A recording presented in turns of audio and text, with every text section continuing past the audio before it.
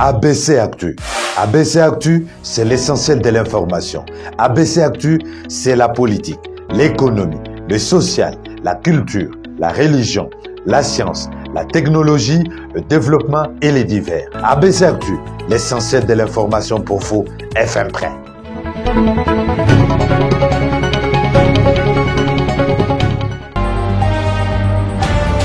Ben écoutez, vous avez les vidéos, vous avez les forces de l'ordre avec des lance-roquettes.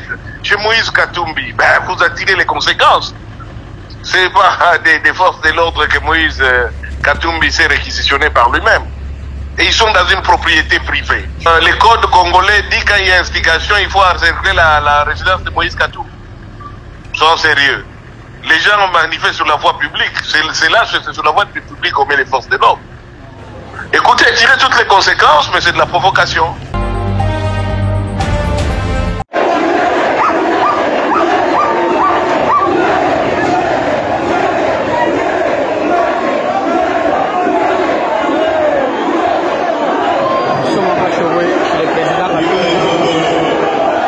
Il y a les militaires qui sont venus pour sa arrestation, mais la population s'est vengée pour défendre au moins le président Katumbi. C'est pourquoi il y avait tellement de problèmes entre le militaire ainsi que la population.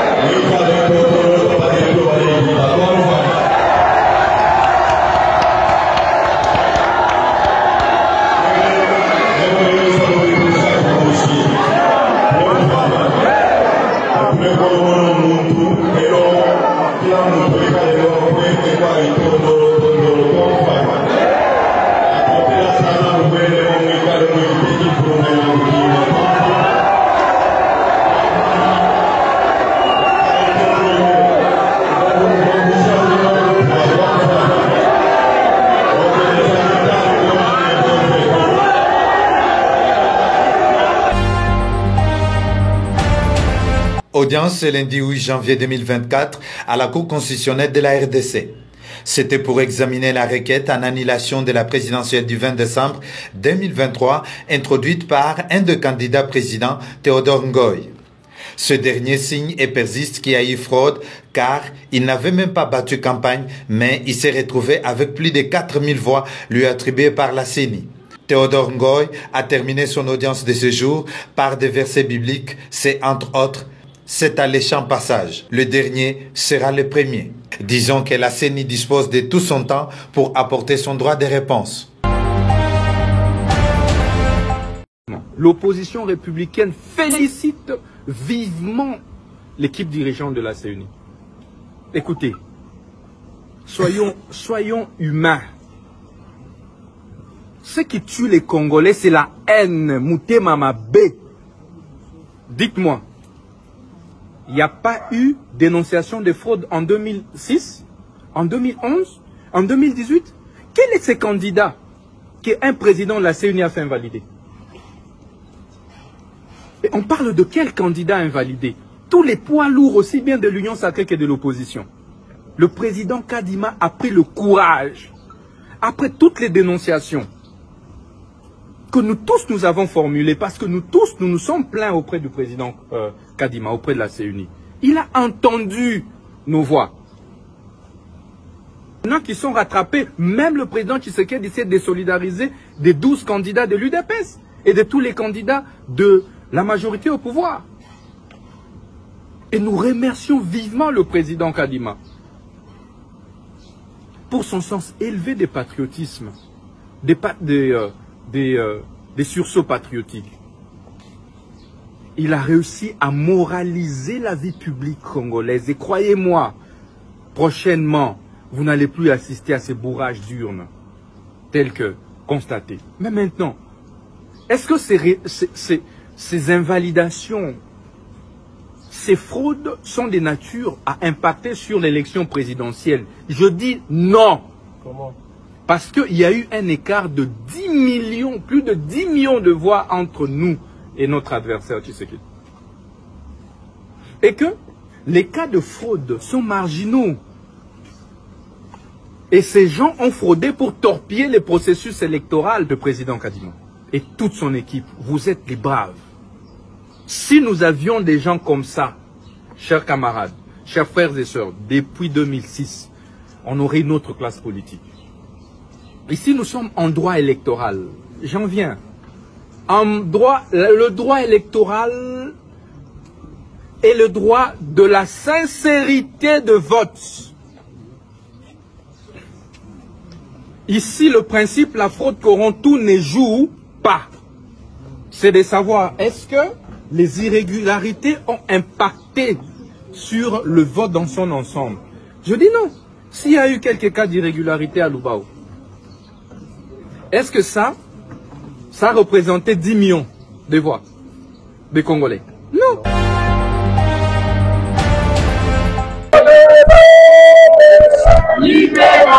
Les Congolais de la diaspora de la Belgique en colère. Ils étaient nombreux dans les grandes artères de Bruxelles ce samedi 6 janvier 2024 sous la conduite de la combattante volontaire katumbiste Benin Kachama. Ils protestent contre la mascarade et la fraude électorale et exigent sans délai la démission du régime en place. Benin Kachama, cette femme passionnée pour son pays, invite tout le monde à s'élever et à parler pour la RDC qui se déchire sans témoin. La possibilité de faire la Kotonga. Nous avons la biso de Palestiniens. Et bon, nous coloniser le programme à Kozonga, mais le peuple de la Kotonga. Autant la Batanéen, autant la Tanzanie, autant la Kenya. Et puis ça, et puis le membre de famille, donc vous êtes là, donc Tchaloba, vous êtes là, papa, vous allez voir, puis maman Batonga Kambeta, Bobima, parce que vous allez le à ma belée, vous allez le à ma belée, Bobima. Bobina ya Koganga, Bobina ya Koganga parce que Touran Nabilo ezali pétuné, Touran Nabilo ezali écrasé. Et cas de droit ça n'existe pas. Ezali plan à servir Bilo, ezakobomba surprise belé. Bobina ya Koganga pour la liberté Nabilo, pour la liberté Nabilo, pour la chose Nabilo, on va considérer en côté. Pas militaire ne faut pas couper, pas militaire ne faut pas mendiant, pas militaire ne faut pas se contenter de $100. Qui vit avec $100? Qui vit avec $100? Les manifestants ont à la grande place Patrice Emery Lumumba, leur point de chute, dénoncé la tricherie à outrance. Élection aux à Congo, mais élection de la quitter. C'est ni à Congola qui est là pour voter. Vas-y, la machine à voter. Ma personne à Koulabanda, Koulabango. Ma dignitaire, il y a pouvoir à Félix. Vas-y, la machine à voter. Dans ma chambre, dans ma vote. Dans ma église, dans ma pasteur, vous allez voter. Dans ma salon, vous allez voter. Pour ma bango. Tricherie, c'est là que déjà préparé. Votre pays pendant 7 jours. Là, on ne sait pas mater la moquille. Vous allez combattre les collègues, vous allez Katumbi. Voilà, ni Fayoulou. Voilà, ni Mokweke. Les élèves qui élection, les élèves qui simulacre. Les élèves qui une organisation grandiose, il y a tricherie puis il y a fraude électorale. Les élèves hold-up électoral. Les élèves qui ont violé la constitution peut violer la démocratie. Il y a un autre en tant que peuple. Pour le baquet, tu refuter l'élection, il y a le quota au Yachilombo. Tu l'indiques qu'on revendique la victoire du peuple. La victoire électorale au peuple congolais a promis. Tu peux revendiquer la victoire. Moïse Katumbi a raflé victoire, a gagné Congo Mobimba. Chilombo et sa bande va eu une victoire à Moïse. Disons que la diaspora congolaise a laissé entendre que la manifestation de ce jour n'est qu'un avant-goût. Nous demandons la démission.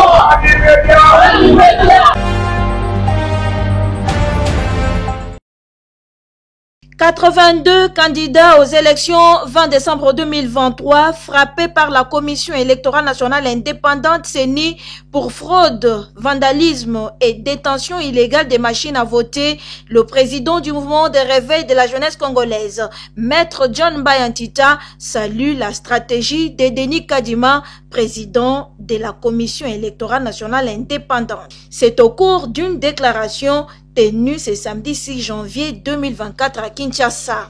Les mouvements de réveil de la jeunesse congolaise, MRJ, félicite l'équipe dirigeante de la CENI, dirigée par les stratèges Denis Kadima, pour avoir mis à nu tous les fraudeurs et magouilleurs électoraux.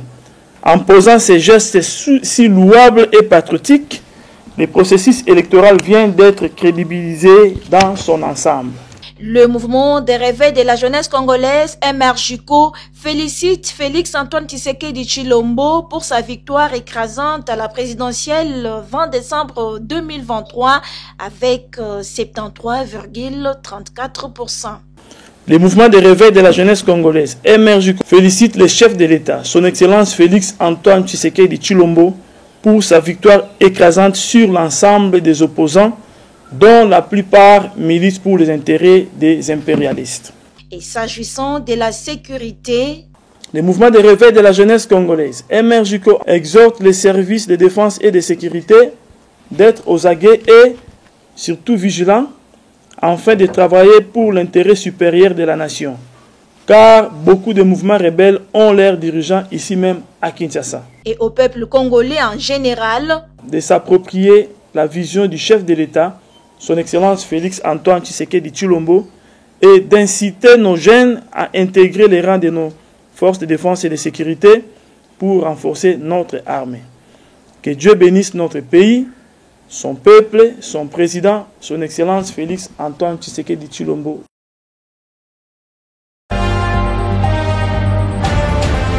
Viva! Viva! ACP viva! Viva! ACP viva! Viva! Viva! Viva! Jantini Ngobila, autorité morale, Fachi Beton, président. Déclaration politique de l'Alliance des Congolais progressistes et alliés. Le bureau politique de la CPA, en réunion extraordinaire ce 6 janvier 2024, épris des valeurs démocratiques et républicaines, tient à faire observer à l'opinion nationale et internationale les points ci-dessous en rapport avec les invalidations incohérentes et sans fondement de certains candidats de nos regroupements politiques par la Commission électorale nationale indépendante. L'ACP dénonce avec fermeté les invalidations injustifiées de certains de nos camarades. Il s'agit du camarade Jantini Ngobila Mbaka, autorité morale de l'Alliance des Congolais progressistes. Du camarade Charles Mbouta Muntu, secrétaire général de l'Alliance des Congolais progressistes. De la camarade Nelly Tsassa, secrétaire nationale de l'Alliance des Congolais progressistes. De la camarade Tatiana Pembe, au cadre du parti. Et du camarade Gabriel Kazadingoyi, au cadre du parti. Considérons cette décision comme l'accomplissement d'un complot politique longuement ourdi contre notre autorité morale et son parti. Considérons que la décision de la CENI demeure anticonstitutionnelle et contre-allégale et viole dangereusement les principes sacro-saints des droits de la défense. Considérons que cette décision demeure sélective et sans fondement. Conscient du travail de titan abattu par l'Alliance des Congolais progressistes et alliés, y compris ADIP, sur terrain en faveur du candidat numéro 20, nous citons Félix Antoine Tshisekedi Tshilombo, sans oublier le succès de nos camarades à tous les niveaux. De tout ce qui précède, les regroupements politiques ACPA et ADIP dénoncent cette décision et restent légalistes et vigilants quant à la suite normale du processus électoral en cours et demandent à la CENI de revenir à sa décision irrégulière et injuste. Les regroupements ACPA et ADIP demandent aux cadres et militants de rester calmes en attendant l'aboutissement de la procédure entamée 14 heures. ACP viva! Viva! ACP viva! Viva! ACP viva! Viva! Viva! Viva! Jean-Tini Ngobila, autorité morale, Fachi Beton, président.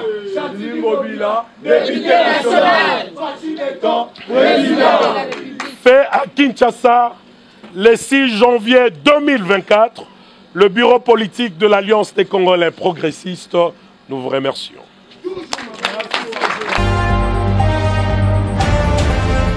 Les ramifications du ravin Chimbouila vers les écoles Toubondo et Saint-Léonard restent un danger permanent pour les habitants de ces coins et surtout pour les élèves de ces deux écoles situées au numéro 26, 28 et 30 du quartier Toubondo 1 de l'avenue Kataï Mukishi dans la commune de la Conchi. C'est depuis l'année 2009 que cette tête d'érosion du ravin Chimbouila s'est élargie aux alentours de ces écoles. À ces jours, les responsables de ces deux écoles ne savent à quel sens se vouer car depuis 2012, toutes les autorités qui se sont succédées à la tête de la province du Kasaï oriental, voire même les ONG œuvrant dans le secteur de la protection des droits des enfants, n'ont jamais répondu à leurs demandes. Nous sommes à l'épée Toubondo. Le ravin a commencé depuis 2009 jusqu'à nos jours. Avions écrit à toutes les autorités, entre autres, le gouvernement provincial du temps de M. Alphonse Moïka Sanji, encore gouverneur, Jean Maouéja Mouteba, ex-gouverneur, à Jeannette Longamoussouamba qui faisait l'intérim. Après Madame Jeannette Longamoussouamba, avions écrit à Patrick Mathias Kabeyama Chabidi, encore ex-gouverneur déjà, et M. Patrick Mathias déjà parti, avions écrit à Madame Julie Kalenga Kabongo, actuellement gouverneur à d'intérim. Avions encore écrit à l'Assemblée provinciale et toutes ces autorités jusqu'à maintenant n'ont pas répondu favorablement à notre demande. Le ravin a déjà englouti un bâtiment de 4 classes et les 2 autres classes sont restées en danger. Et nous voilà forcés par le ravin qui nous impose une vie désagréable. Nous sommes allés avec tous les élèves dans la marche, avions marché de l'école jusqu'au gouvernement provincial pour interpeller, rappeler aux autorités provinciales que notre école est menacée et la gratuité prônée par le chef de l'État, garant du bon fonctionnement des institutions, est aussi menacée. Le gouverneur qui était là nous a vraiment intimidés grâce à ses conseillers, nous menaçant de nous arrêter. Nous aussi, en tant que paisibles citoyens, avions pris fuite. Nous sommes rentrés pour faire quelque chose, ils n'ont rien fait. Considérant que c'est un grand danger pour les élèves, surtout avec les pluies diluviennes, les responsables de ces écoles demandent aux personnes de bonne volonté de leur venir en aide, vu que le gouvernement provincial du Kasaï oriental n'a apporté aucune initiative pour trouver une solution d'urgence. Et aussi, nous sommes en train de lancer un cri d'alarme, un SOS au gouvernement central et à tous les hommes et toutes les femmes de bonne volonté, à tout le monde qui entendra ces cris, de sauver la gratuité prônée par les chefs de l'État, de nous venir en aide pour arrêter cette catastrophe naturelle qui est en train de déranger l'école. Et nous ne savons pas si nous arriverons à la fin de cette année scolaire parce que le ravin est en train de progresser et avec les moyens de bord, nous avions déjà tout fait au secours, sauver la gratuité de l'enseignement prôné par les chefs de l'État. Nous ne savons pas à quel sens se vouer. S'il vous plaît, même à son excellence, messieurs les chefs de l'État, nous lançons ce cri qu'il puisse aussi songer à l'épée Toubondo, ce complexe qui prend environ plus de 2000 élèves qui ne savent pas ou est vrai. Bien que tous les efforts fournis pour que le gouvernement du Kasaï oriental intervienne, les responsables de ces écoles ne cessent de lancer les SOS aux bienfaiteurs à travers le monde en vue de leur venir en aide pour éviter le pire.